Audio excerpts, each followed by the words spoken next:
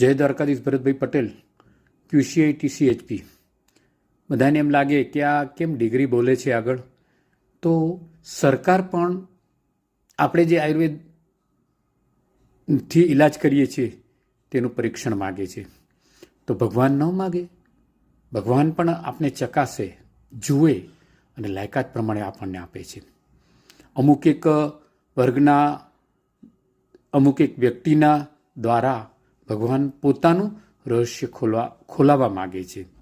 અને એમાં હું પણ હોઉં, પણ હું કઈ રીતે હોઈ શકું?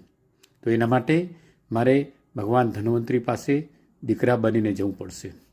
આજે આપણે જોઈએ તો ઘણા આયુર્વેદ બનાવતા રહેલા છે અને ખૂબ સારા પરિણામ મેળવતા રહેલા છે, પણ જ્યારે એની અંદરથી ઈશ્વરીય તત્વ બાદ થાય છે ત્યારે તેને જોઈએ તેવા પરિણામ મળતા નથી.